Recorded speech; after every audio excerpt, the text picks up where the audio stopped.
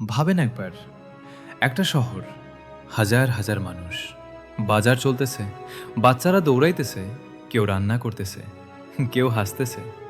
সেই দিন সবকিছু স্বাভাবিক আছিল, কিন্তু আসলে ভয়টা ছিল অন্য জায়গায়। শহরের পাশে একটা পাহাড় আছিল। মানুষ ওই পাহাড়ে ভালোবাসত। পাহাড়ের মাটি উর্বর আছিল, ফসল ভালো হইত। মানুষ জানতই না ওই পাহাড়ের ভেতরে কয়েক হাজার বছর ধইরা একটা দানব ঘুমাইতেছে। সেইটার নাম ভেসুভিয়াস।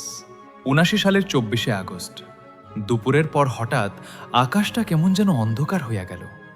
মানুষ তখন বুঝতেই পারে নাই এইটা তাদের জীবনের শেষ বিকেল।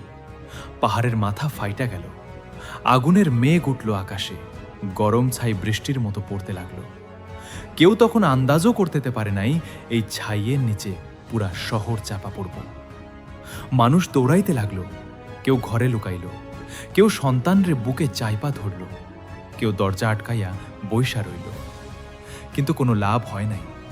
মাত্র ১৮ ঘন্টায় পুরো পম্পেই শহর মাটির নিচে চইলা গেল। ২০,০০০ মানুষ, সব শেষ। এই ঘটনার পর আর কিছু আগের মতো থাকে নাই।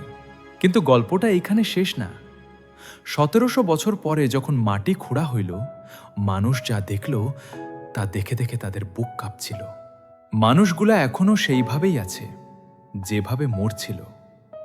মা তার বাচ্চারে জড়াইয়া ধইরা আছে। একজন মানুষ মুখ ঢাইকা বইসা আছে। একজন পালাইতে গিয়া থাইমা গেছে।